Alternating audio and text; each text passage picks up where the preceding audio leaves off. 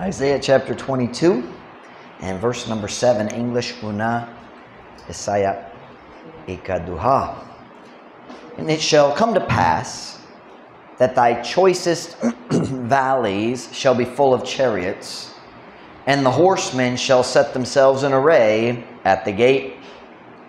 And he discovered the covering of Judah, and thou didst look in that day to the armor of the house of the forest. Ye have seen also the breaches of the city of David, that they are many, and ye gathered together the waters of the lower pool. And ye have numbered the houses of Jerusalem, and the houses have ye broken down to fortify the wall. Ye made also a ditch between the two walls for the water of the old pool, but ye have not looked unto the maker thereof, neither had respect unto him that fashioned it long ago. Bisaya. O kini mahitabo nga ang imong pinakapinili nga mga walog mahimong puno sa mga karwahe, ug ang mga magkakabayo mohan-ay sa ilang mga kaugalingon diha sa ganghaan, ug siya nakakaplag sa tabon sa Juda. Ug ikaw mitan-aw niya nga adlaw ngadto sa armadura sa balay sa lasang. Kamo nakita usab sa mga buslot sa syudad ni David. I think buslot is a little weak for the word breach. It'd be more like unsang dako nga buslot. Dako nga break diha sa parel. May mga tao maka lahos diretso. I can't think of buslo. Just seems very, to me, buslo is small. Buho. There's another word. I can't think of it right now. Can't think. The cleft, like the cleft to the rock. I can't think of it. Anyway.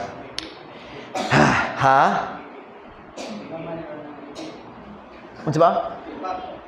You're changing words. That's not what you said the first time. Like, tiki is crack. No. Leaky, right? Leaky? I thought he said tiki. Night tiki, sa wall. Tanawa, naa. Samanta. Kamo nakikita usab sa mga buslo sa syudad ni David, meaning diya sa parel, nga sila daghan, ug kamo mitigom pagtingob sa mga tubig sa ubos nga punduhan sa tubig, ug kamo miihap sa mga balay sa Jerusalem, ug ang mga balay inyong gibungkag aron sa pagpalig-on sa parel. Kamo mahimo usab sa uska kanal taliwala sa duha ka parel alang sa tubig sa daang nga punduhan sa tubig, apan kamo wala mitan-aw ngadto sa magbubuha niini, ni mibaton og pagtahod ngadto kaniya nga mihulma niini sa dugay na panahon. So my message comes from verse 11, but ye have not, I'm going to take off the word but, ye have not looked unto the maker thereof. You see that's in the Visayan. Kamu wala mitan-aw ngadto sa magbubuhat niini. Magampo na ta, dahil kung makalingkod para sa mensahe karon gabi. Heavenly Father, would you please bless the message tonight? Would you fill me with your spirit? Lord, would you help me to set aside all the distracting thoughts? Would you please be with my wife at home, with Hannah and Timmy? Would you be with others who are not feeling well? I pray, Lord, you bring full and complete and swift healing. Lord, I pray, God, that you bless our service tonight. Fill me with your spirit as I preach. Help me, Lord. Pray in Jesus' name. Amen. Pwede ko mo maglingkod.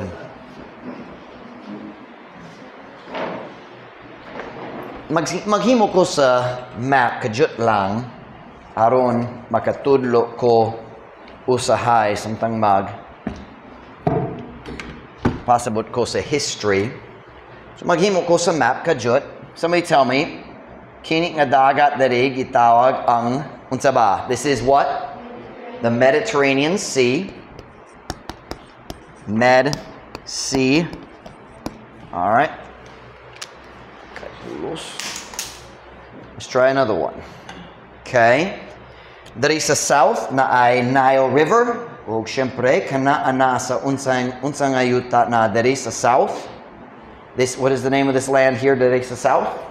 Land of Egypt. Dari sa south. And over here na ay Red Sea. Pero dali kinahanglan taniana para sa mensahe karon. Dayon, dari sa side we have at the north, the Sea of Galilee. Dayon, the Jordan River. Dayon, dari sa south, we have the Dead Sea. Sa panahon sa atong teksto karon, nabahin na ang gingharian sa Israel na naidua ka bahin. We have the southern kingdom of Judah and the northern kingdom of Israel. Does anybody know the capital city of Judah, the southern kingdom? Unsa ba ang capital city sa Judah? The capital city of Judah, the southern kingdom, the kingdom with the good kings, this mga kaliwat ni David. What was the capital city of Judah? Jerusalem gyapon. Jerusalem gyapon. Right here we have the capital city of Jerusalem. Na dito sa bukid, taas kayo, dito habog kayo sa bukid. Dayon, the capital city of Israel. Does anybody know the capital city of Israel? Samaria. And Samaria was somewhere up in this area here. And then off over here, actually further north, but I don't have room. So we're going to we have the kingdom of Assyria.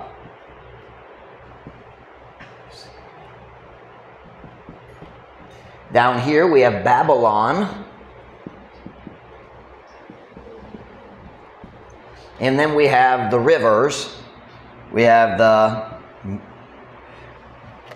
the river, the Euphrates, and the Tigris rivers, something like that.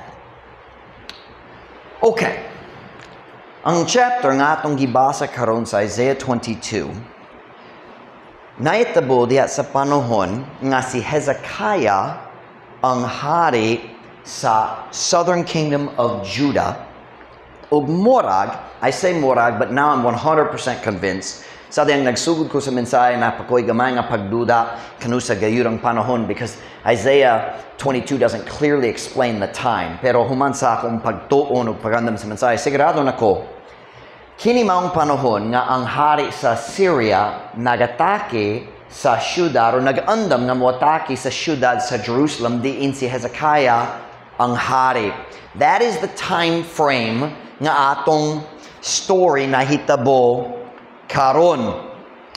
Isaiah 22 does not clearly explain it, but it perfectly fits, and you're going to see tonight. Diya sa panahon, now si Hezekiah, siya usa kanindot nga hari diha sa, I'm going to put Hezekiah over here.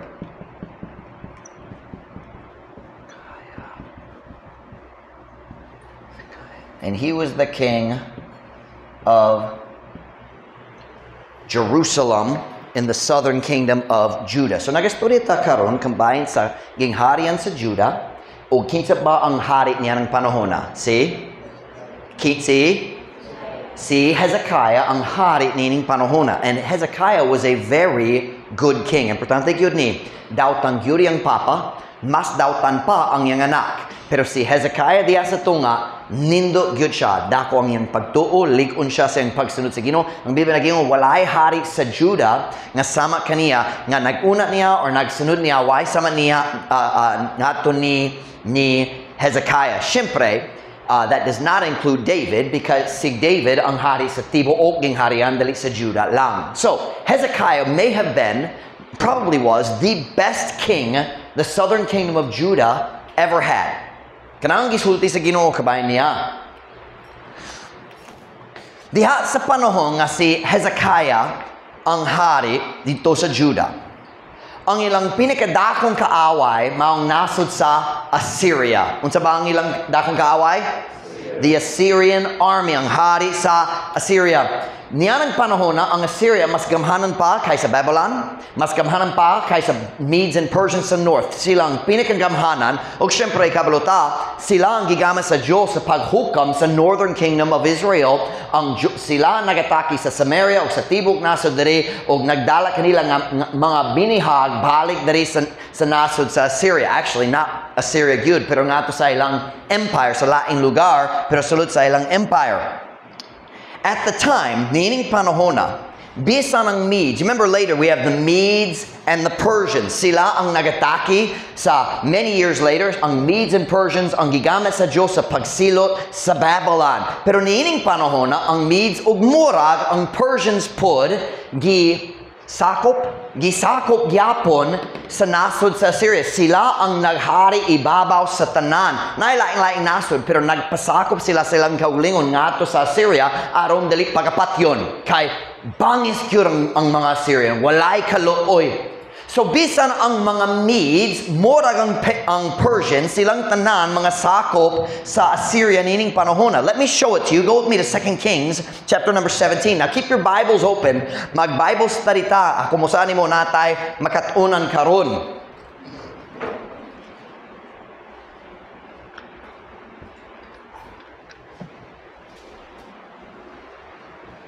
Second Kings, chapter 17, verse 5.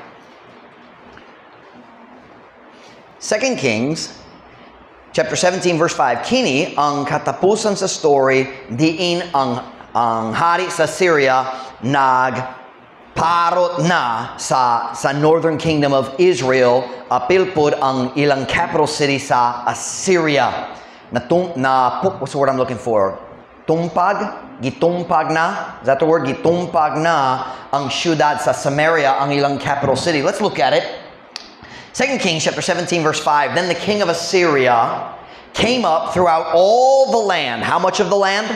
All the land. Talking about the northern kingdom. Wala pa ilabot ang Judah. Nagistorya kini diri o ang uban pa diri ni nga bahin diri. All the land.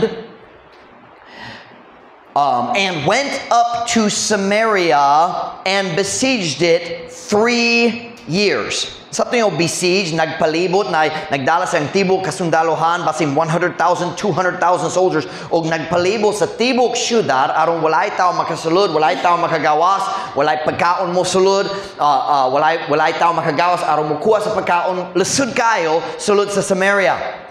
And besieged it 3 years. Dugay kayo. Gamhanang gyud ang likon kayo ang syudad sa Samaria kaysama sa Jerusalem, taas man dito sa bukid. Verse 6. In the 9th year of Hoshea, the king of Assyria took Samaria. Hoshea was the last king, siyang kinalasang nga hari diha sa northern kingdom of Israel. Sa wala pa silang tanan, gidalak nga to sa gidalak nga mga binahag sa mga Assyrians. In the 9th year of Hoshea, the king of Assyria took Samaria and carried Israel away into Syria. Now watch. And placed them in Halah and in Habor. See, they were Visayan speakers in the Bible. Halah and Halakah and Visaya gyud silang tanan. And placed them in Halah and Habor by the river Gozan and in the cities of the Medes. Now, kinsa ba ang Medes? Later, the Medes and the Persians maggikan sa north ug magataki sa Babylon. Pero nining panahon na gisakop gyapon sila sa Assyria. Let me read it the sign. Unya ang hari sa Syria, mitungas, notice he had to go up into the mountain, mitungas lukop sa tibok nga yuta, og mitungas ngadto sa Samaria, og misulong niini sa tulo ka tuig.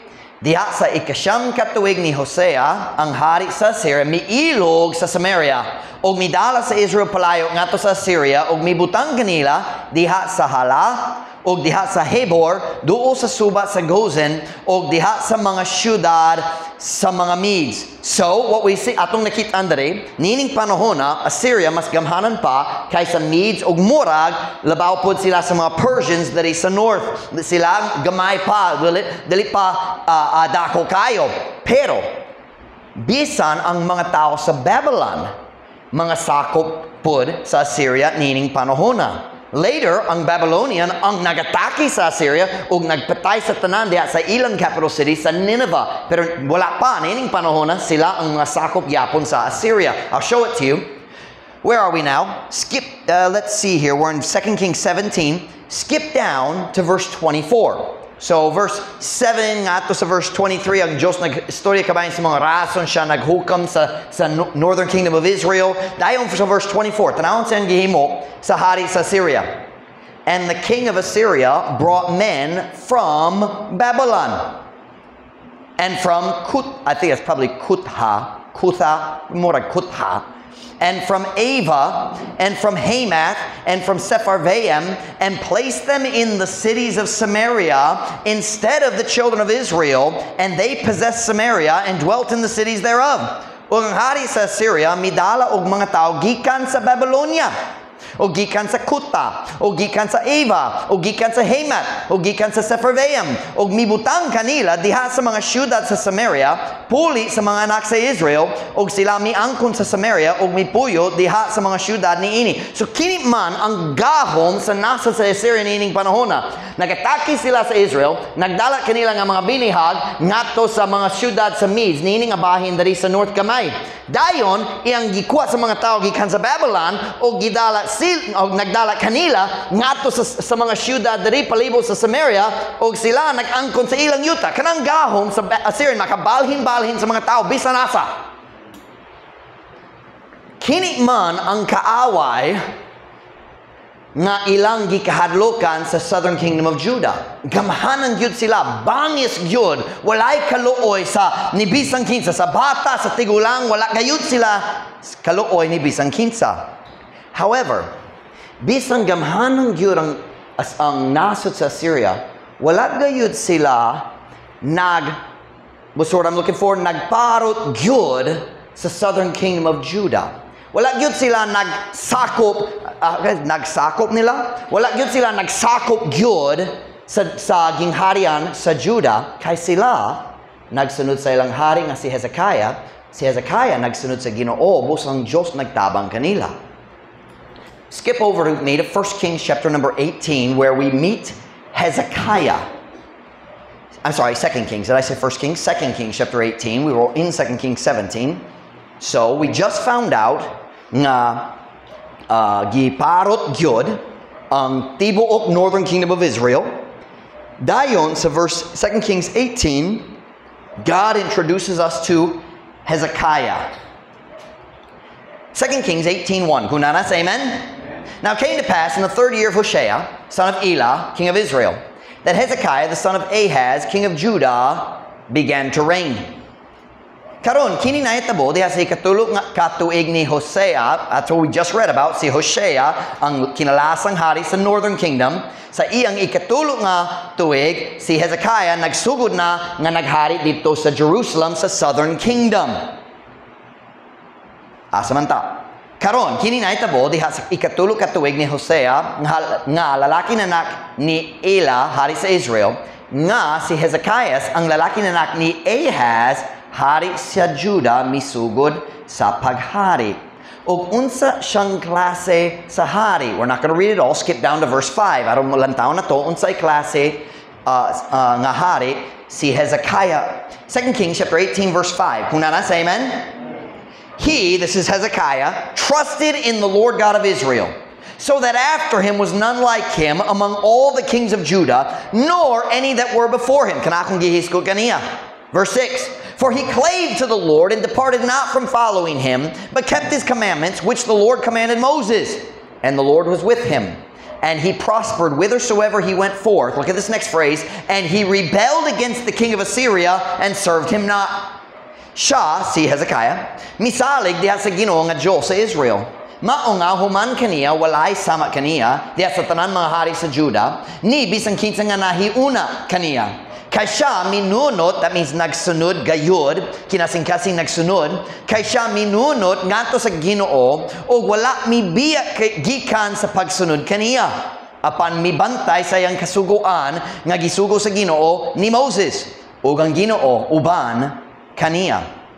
Just a time out here. Kung ganahan ka nga ang Diyos mag-uban kanimo diya sa imong kinabuhi, sunda ang iyang mga sugo.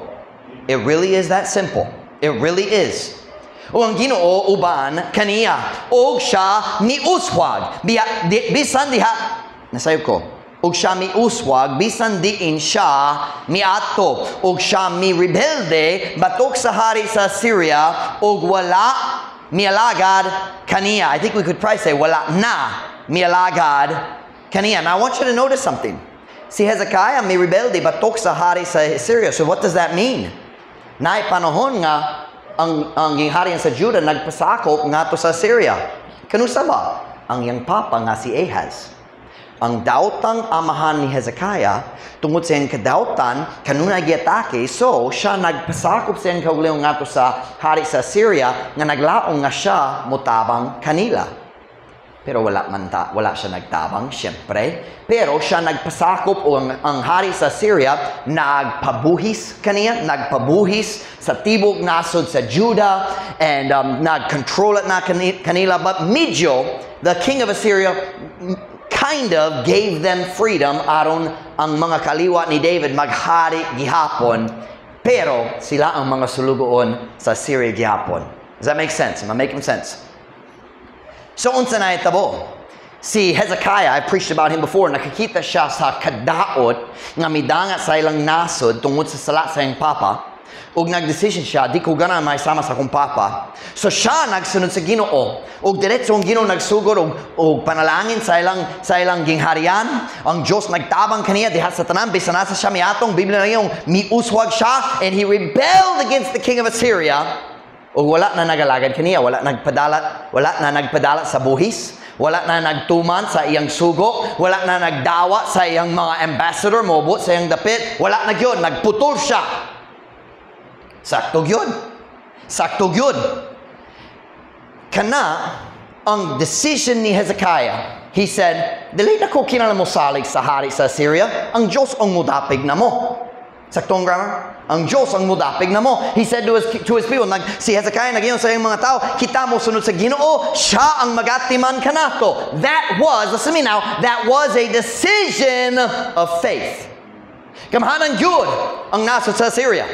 Kamhanan yun, sila nag-control pa sa Medes, murag pur ang Persians. I didn't have time to study it, pero murag pur ang mga Persians, gi-control sa Assyria. Sila nag-control sa Babylonians. Kamhanan yun, sila ang nagparot kaayo, nagparot yun sa tibok Northern Kingdom sa Israel. Pero si Hezekiah nagingon, kung musunod ta sa Ginoo, siya ang magatiman na to. It was a decision of faith. And kana nga tong nakitaan diha sa kinabuhi ni Hezekiah.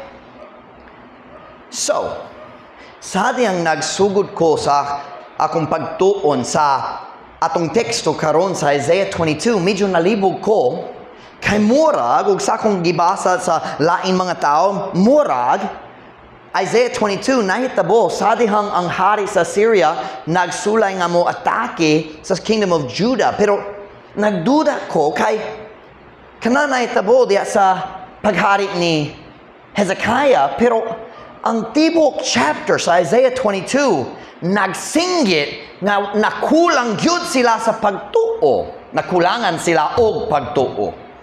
The whole chapter of Isaiah 22, murag dili mag-uyon sa pagtuo nga atong makitaan diha sa kinabuhi ni Hezekiah. So nagduda ko, kay kanusang lain panahon nga hari sa Syria nagatake sa Jerusalem, kana mahitabo gyud diha sa panahon ni Hezekiah, kay human niya na ang Babylonian nagatake sa Syria. So nalibog ko gamay.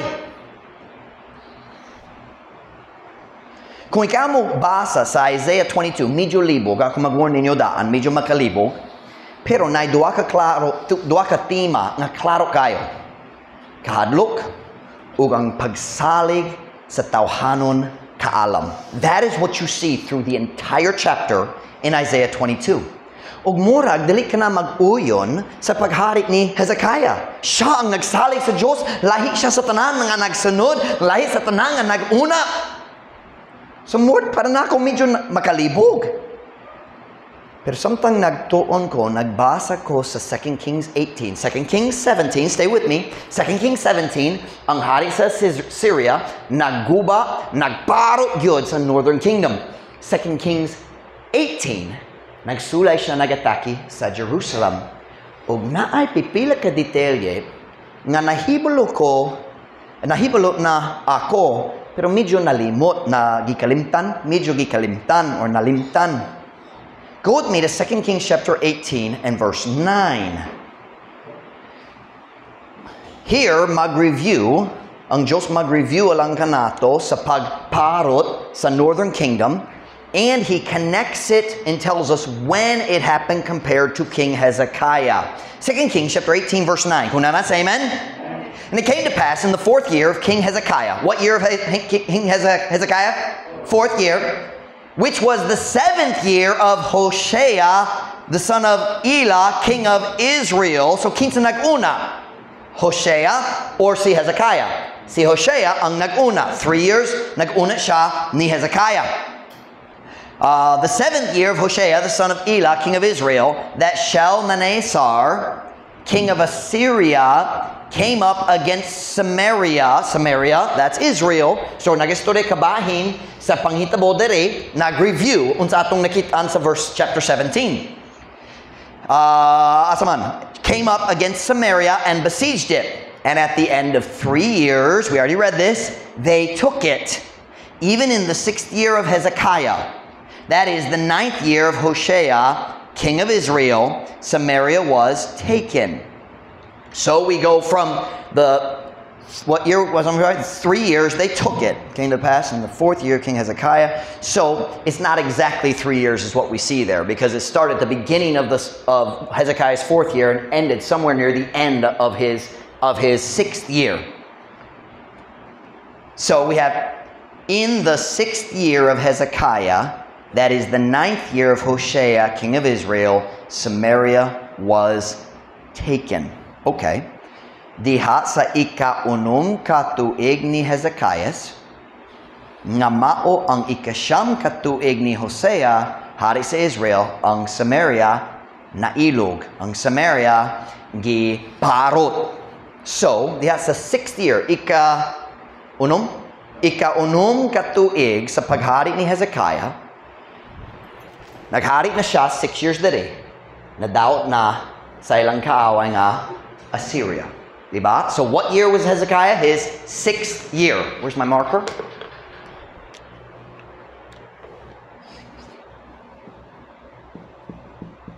In the 6th year of Hezekiah's reign, I guess I should have put that over there. In his 6th year, nadaot yun ang Israel, ang tibok Northern Kingdom, gidalak ng mga binihag, ngadto sa Assyria, gibutang sa mga syudad, sa mga Medes, o sila kabalo sa tanan.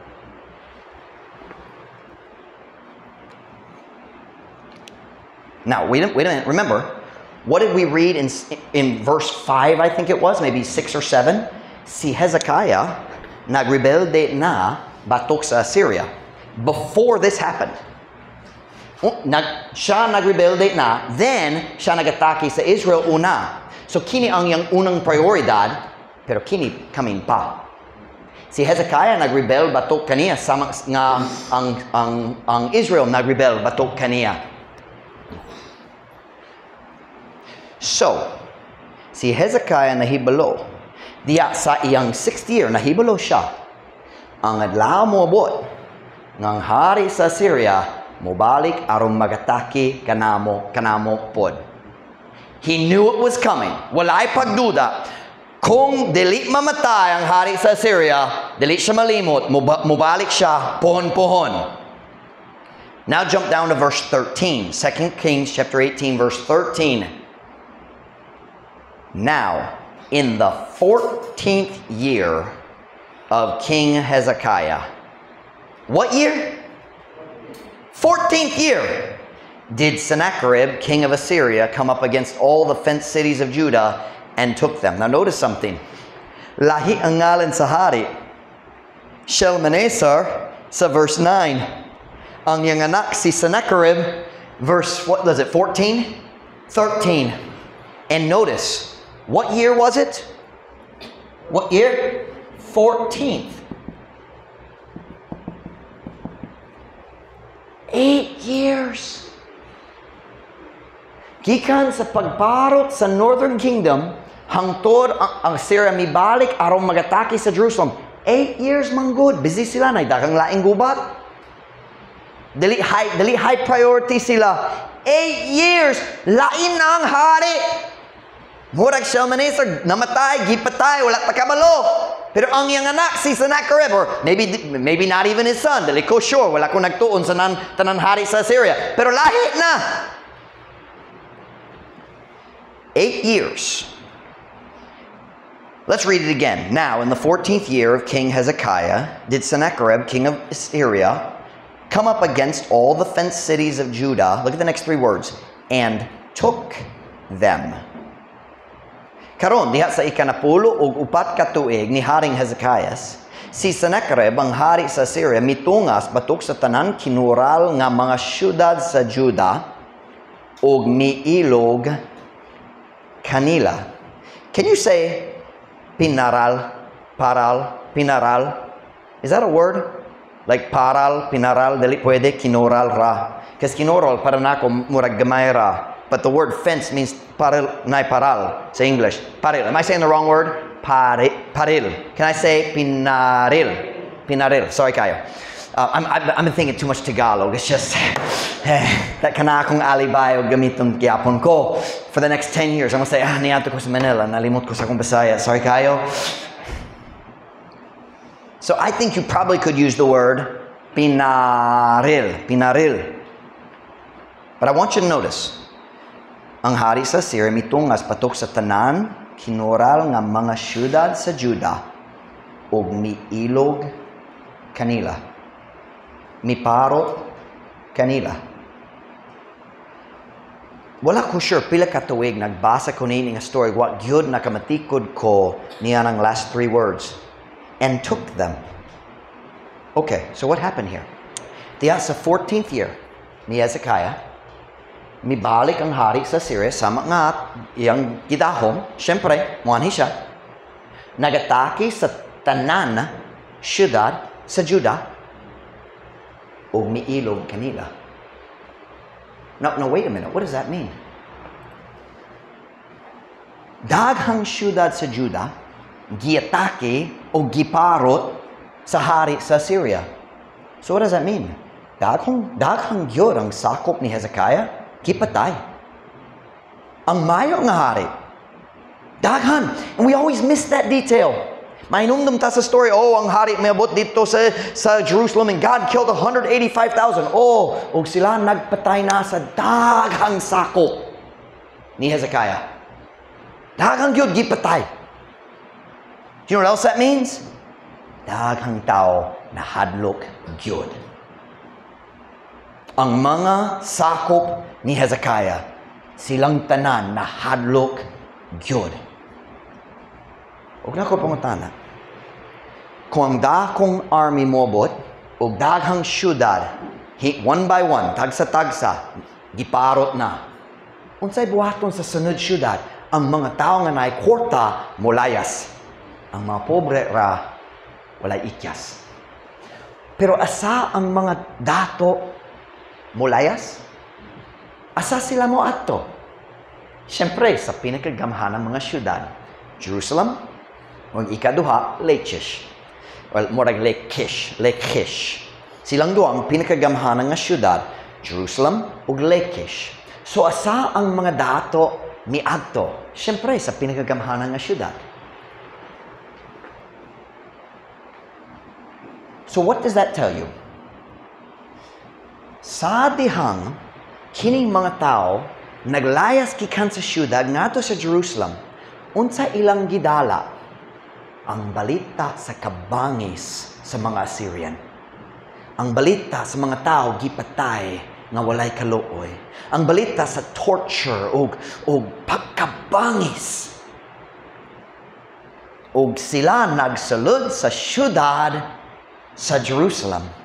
Nga gidala kana nga klase sa balita. O ganahan ko mamatiktan ninyo. Sa paagi nga si Hezekiah nag-atubang niini nga makalilisang nga situation. How did he face this? Watch. Go with me to verse 14. We just read 13.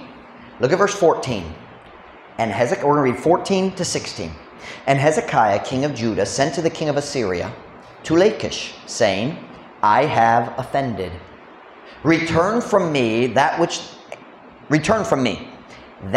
thou puttest on me will I bear.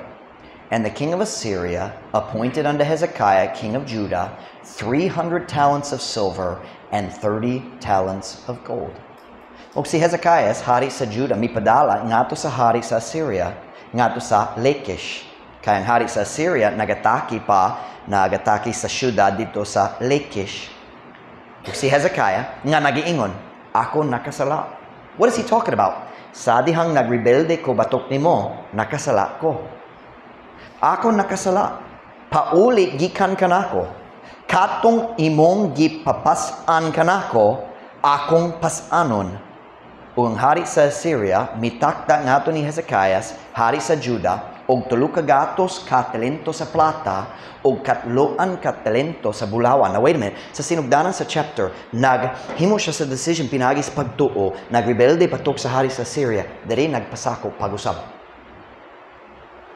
Nahagbong ang iyang pagtuo, og siya nagpasakop sa iyang nasod, ngato sa king of Assyria pag-usab. Watch now. Kini nga nindo nga hari na adlaw sa iyang kinabuhi, nahagbong iyang pagtuo. Now listen to me very carefully. Do you know what that tells me? Ang tanan Kristohanon, kanunay na sa danger, anaa sa peligro, ang atong pagtuo pwede pod mahagbong kung dalita magbantay. Ang pinakalig-ong nga Kristohanon, dili gayud mo abot sa panahon nga wala na'y peligro nga mahugno iyang pagtuo. Look at verse 15. And Hezekiah gave him to the king of Assyria all the silver that was found in the house of the Lord and in the treasures of the king's house. Og si Hezekiah mihatag kaniya sa tanang plata nga nakaplagan diha sa balay sa Ginoo og diha sa mga bahandi sa balay sa hari. See what he did? Nagpasakop siya sa hari sa Assyria dayon nagkuha sa buhis gikan sa templo. Aron mo bayad sa hari. Verse 16. At that time did Hezekiah cut off the gold from the doors of the temple of the Lord and from the pillars which Hezekiah king of Judah had overlaid, and gave it to the king of Assyria. Niyan ang panahon si Hezekiah miputol sa bulawan gikan sa mga pultahan sa templo sa Ginoo o gikan sa mga haligi nga gihalupan ni Hezekiah hari sa Judah og mihatag ni ini ngadto sa hari sa Assyria.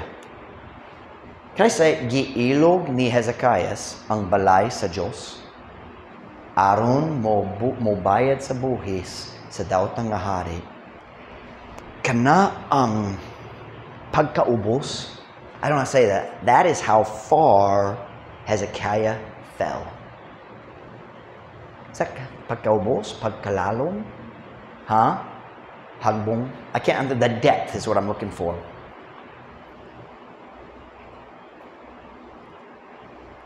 I lost my place in my notes. I apologize. Where am I here?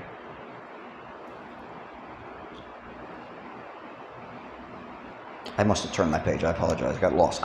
Okay. Nakita nimo unsay nahitabo diri?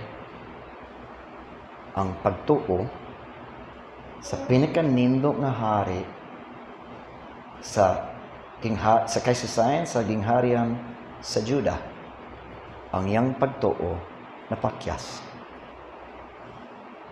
Og nagsugod siya og pangita sa tawhanon na kasulboran alang sa iyang problema. Was that clear? Now that we see this time of weakness in Hezekiah's faith, now let's go to our text verses in Isaiah 22. Let's start with verse 1, Isaiah 22 and verse number 1. Isaiah 22 and verse number 1. Ang tao na to kung mas klaro kini nga passage kung nakasabot ta sa background story ni Hezekiah. Isaiah 22 verse 1. Kung nanas, amen? The burden of the valley of vision. What aileth thee now that thou art wholly gone up to the housetops? ang palasanon sa walog sa pananawon. Unsang nagasakit kanimo karon nga ikaw sa kinatibuk-an misaka ngadto sa mga atop sa balay. The burden of the valley of vision means this: we got bad news about the valley. Nay maot nga balita kabahin sa walog at tubangan sa Jerusalem. The valley that led up, there are multiple valleys, but one area where the valleys led up to the city of Jerusalem. The burden means bugat kayo ang bad news. And then he asks a question. Let me find it here.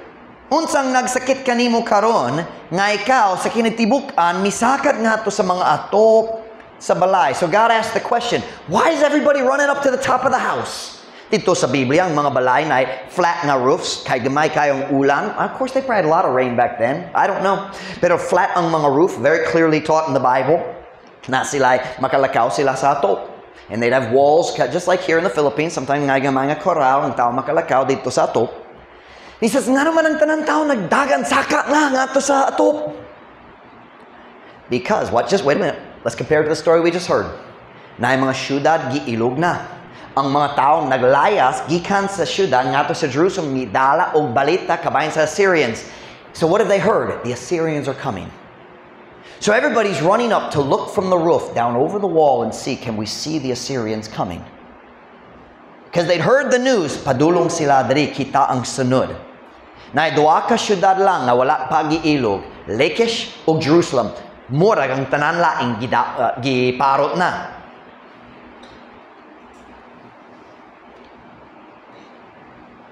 Bisan si Hezekiah nagpadala sa iyang bulawang ngato sa hari sa Syria, nagpadala siya gihapon sa iyang army aron magatake kanila. I think the king purposely made it the tax so high wala sila tsansa. Dili pa igo, bisan nagputol siya sa bulawan gikan sa templo, bisan nagkuha siya sa nahurot ng tanan silver sa balay sa hari, sa balay sa Diyos, dili pa igo, dili what's the word? Madaog? Can I use that word? Dili kaya? Dili nila kaya? So nagatake siya gihapon. Look at verse 3. All the rulers are fled together.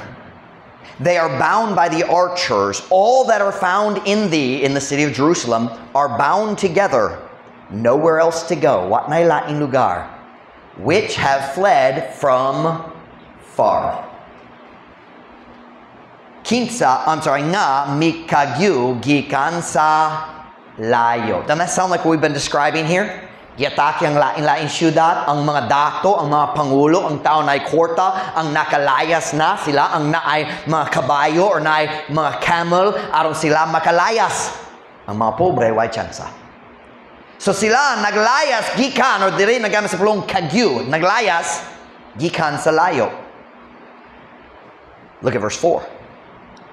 Therefore said I. So now Isaiah is giving his own answer.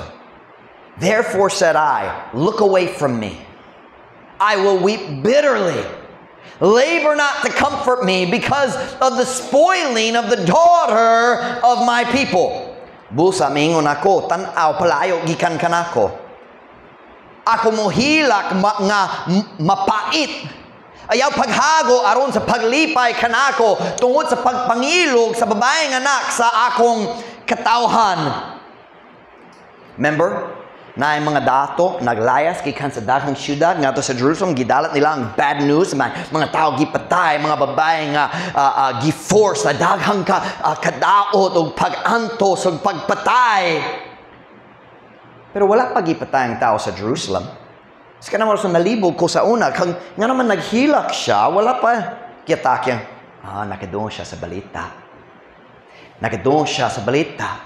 Unsa nahitabo ang yang can I say taga-nasod? Ang yang I can't think of the right word. His countrymen. I can't think of the word in Visayan.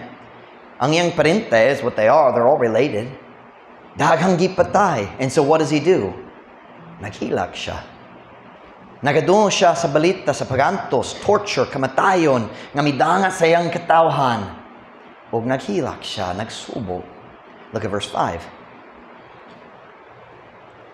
Karon nakadoon sila ang kaaway padulong sa ilaha. Verse 5, for it is a day of trouble and of treading down and of perplexity by the Lord God of hosts. Ang Diyos ang nagtugot niini.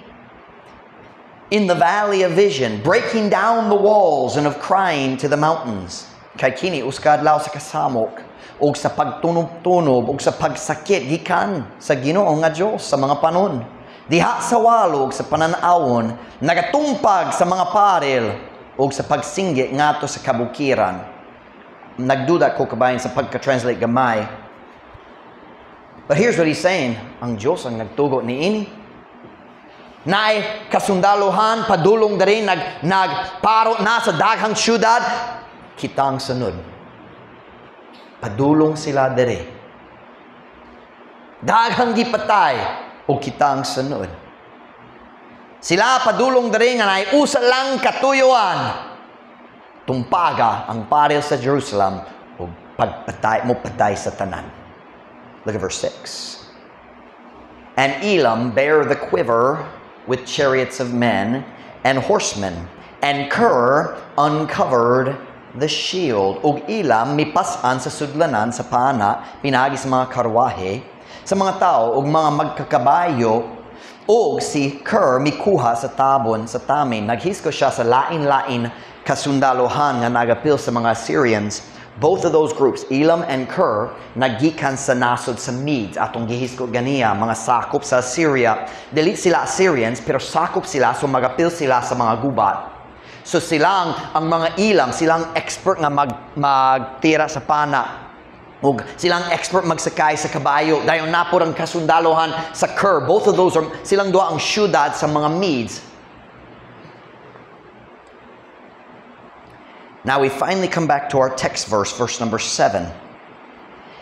And it shall come to pass, coming pa, hapit na, that thy choicest valleys shall be full of chariots, and the horsemen shall set themselves in array at the gate.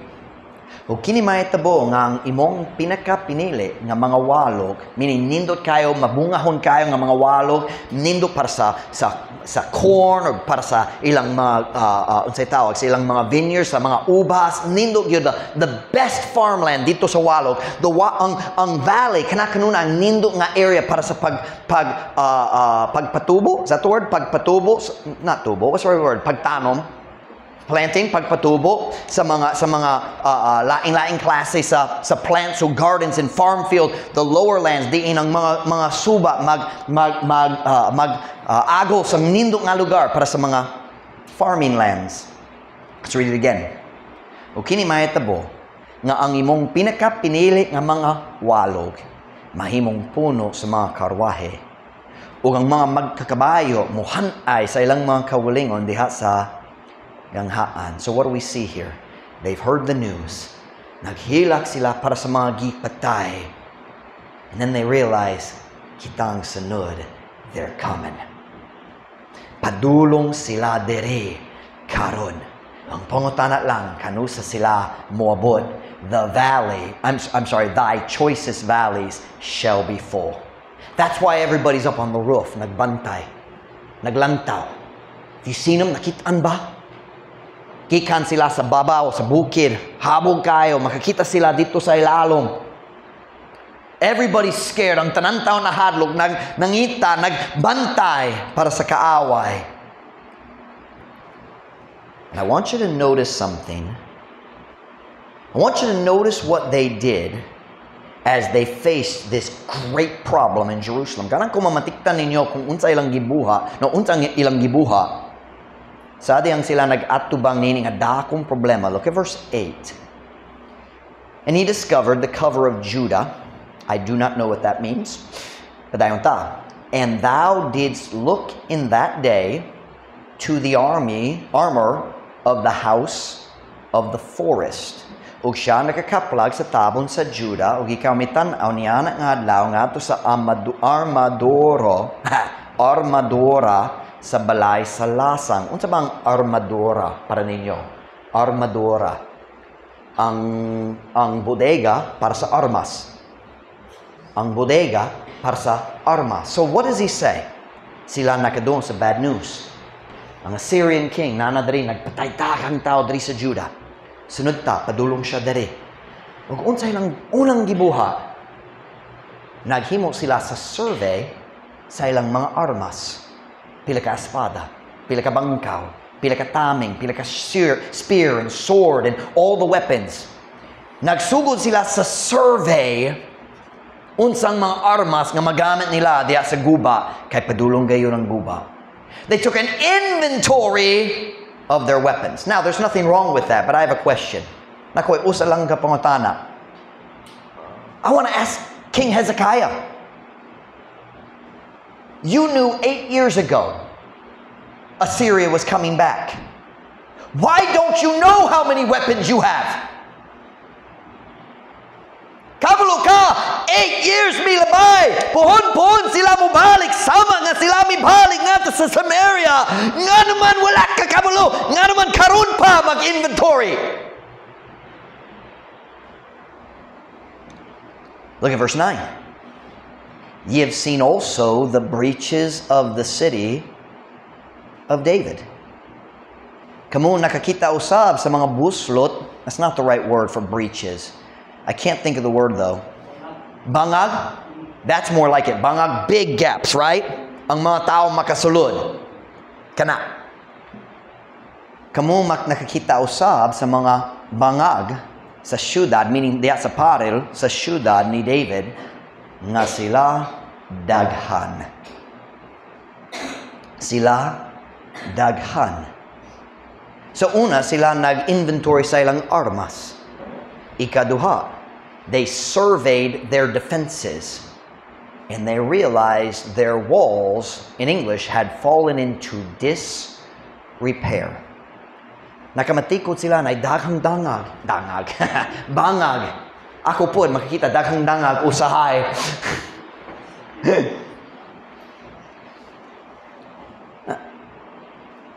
Now, I have a question. Hezekiah? Mga tao sa Jerusalem, nga naman karon pa makamatikod. Nga na dakong bangag!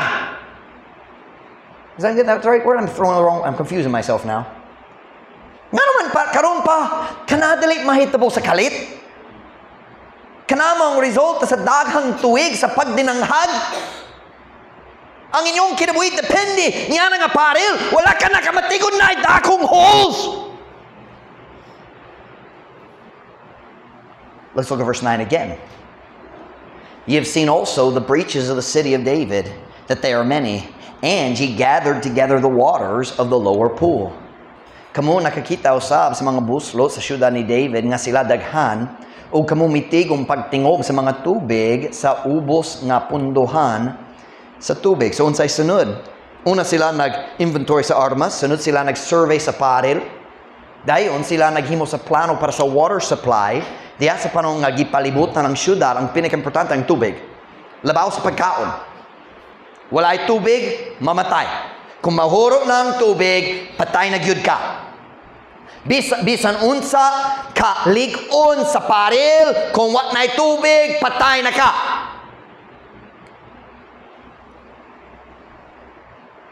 So, I have a question. Nga naman karon pa nag-andam sa water supply? Kung kabalo ka, 8 ka tuig na. Karon lang.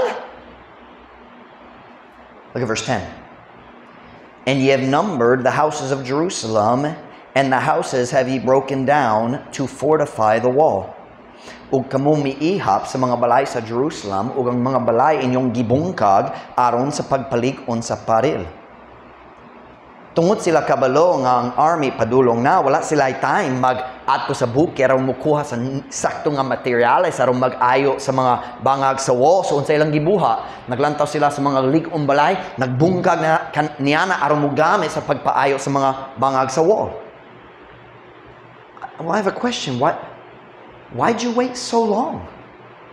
Ang mga bangag dili mahitabo kalit. Kana dugay kayo. Mga tuig na gyud na. Karong kinahanglan mo gubas, maka-imagine ka niya na. Na kaaway magataki sa syudad ang government mo doon nimo. Sorry kayo, kinami mo bungkag sa inyong balay. Asa kami mo ato? Makato sa imong silingan. Maka-imagine ba? Pero kana gyud lang gibuha. O wala sila nagbungkag sa mga balay nga bamboo. Naguba sa mga balay nga likod.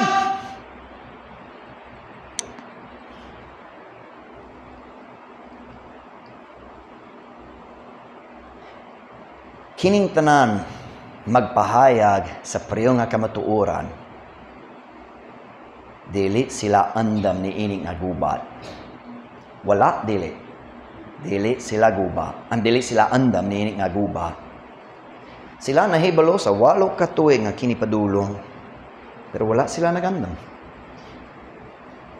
Look at verse 11. He made also a ditch between the 2 walls for the water of the old pool. Kamo mihimo usab sa uska kanal taliwala sa duha ka pare lalang sa tubig sa daan nga punduhan sa tubig. So there it is again, nagandam para sa ilang water supply, nagandam sa mga bagong punduhan nga nasa sulod na duha ka parel, na gawa sa parel, sulod nga parel, sila nagbutang sa punduhan sa sulod aron ang tubig sila makakuha sa tubig, ang kaaway sa kawas dili. Pero yung nga pangutanan, nga naman karon pa. Pero, ang katapusan sa verse 11, mupakita ka nato kung unsang tinod problema diya sa tanan. Look at verse 11. Ye made also a ditch between the 2 walls for the water of the old pool, but ye have not looked unto the maker thereof, neither had respect unto him that fashioned it long ago.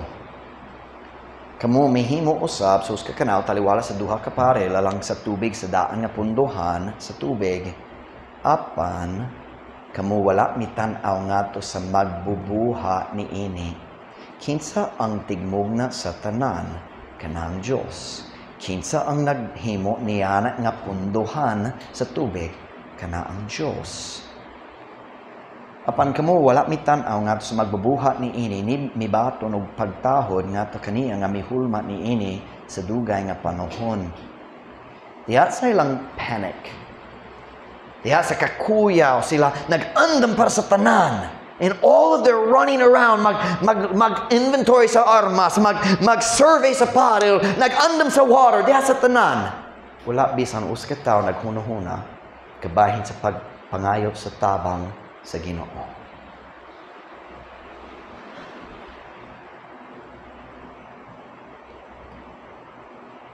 Kanama orasa mo kita ta si Hezekiah nagpadala sa korta ngadto sa hari sa Syria. Wala may tabang. Pero nagpanic siya, nagpadala. Imbis sa pagpangutana sa tabang sa Ginoo, imbis sa pagpatambag sa Ginoo, diretso ako idea, ako mangayo og pagpasaylo og mopadala kaniya sa tanan mong korta basi maluoy siya namo. What we are seeing here in this story, these 2 passages, when you put them together, what we are seeing is a group of people completely unprepared for this battle. Unprepared in their physical defenses and unprepared in their spiritual condition. Wala gayoy pag-andam sa ilang pagpanalipod o sa ilang espirituhanong kahimtang. Listen to the statement.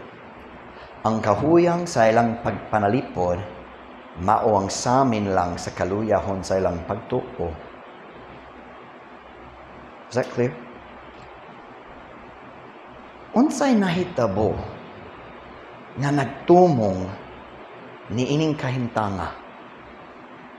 8 years may labay, lik-on ang pagtuo ni Hezekiah, nag-uswag diha sa tanan, ug nahibalo silang tanan, nga adlaw moabot, nga hari sa Syria moabot, aron sa pagpanimalos o pagsilot kanila tungod sa ilang pagrebelde. Pero kinang problema, diha sa paglabay sa mga tuig, sila nahimo ng komportable. Ug sa dihang ang adlaw sa guba, I missed an important line. sila nahimo ng komportable. O diha sa ilang pagkakomportable, sila nagdinanghag na diha sa tanan. Espirituhanon o praktikal. Ug sa dihang ang adlaw sa guba, niabot na wala sila ready. Diha sa panahon sa kalinaw, nagdinanghag sila. Wala sila nag-anda malang sa guba na sigurado padulong man. Pero na daghang Kristohano nga maghimo sa parehog gayud niana. Kung nindo ang tanan sa atong kinabuhi, mag-relax ta, magpakaroon ingnon ng guba, dili gayud moabot pag-usab.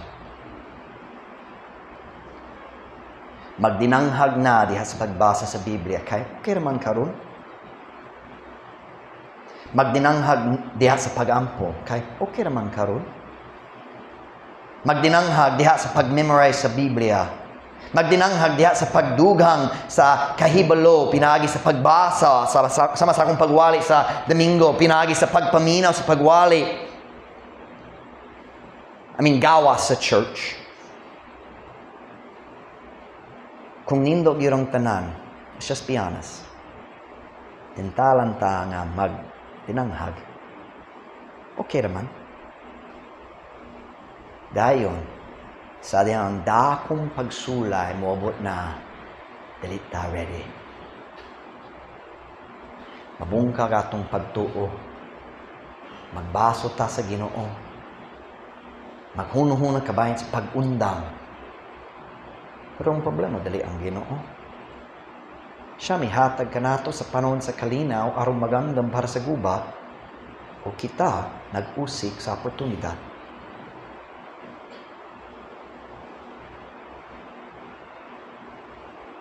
Dahil ang dakong problema mo bot, o kita may sama ni Hezekiah o giyang mga tauhan. O wala sila naghimo sa dakong sala, nagdinanghag ra. Nagtapol ra. Nabungkag ang paril dito, pero napay time. Next week, next month. Napay time, makabase ko sa Biblia ugma. Makabase ko sa Biblia sunod semana. Facebook na lang ron. YouTube na lang ron. Mag-usik ta sa panahon sa kalinaw. Kaya mahimo na tang komportable. Malimot ta nga ang guba padulong. May guba sa niagi? Siyempre. May guba sa umaabot? Siyempre. Ang dako nga pagsulay mo abot o magdagan-dagan ta sama ni Hezekiah. Pila ka armas na mo? O, tanaw, nagubag yun. Nga naman wala ka nag-ayon ni Ana. Nagbasol-basol sa usag-usa. Siya wala na hatag na kwarta. Siya wala na ngayo. Diba? Ang sa atong kinabuhatong para sa atong tubig. Hindi sa tanan. Dili ta maghuno-huna. Pasing kinahanglan ta magampo.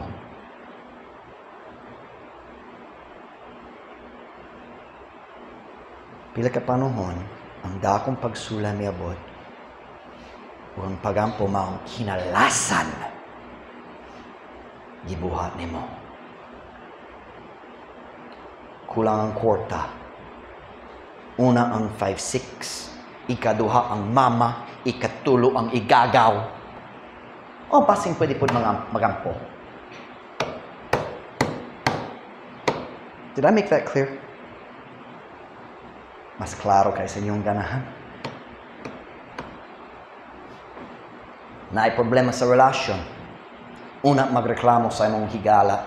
Dayon magreklamo sa Facebook. Dayon magsumbong, magyaw-yaw. Let's just be honest, human sa pagsumbong, pagyaw-yaw, pagchismis, wala kay gana, magampo na. Amen? Ano sa problema? Magdinanghag ta, diya sa panahon sa kalinaw, o dili ta ready, kung ang guba moabot. Can I ask you a question?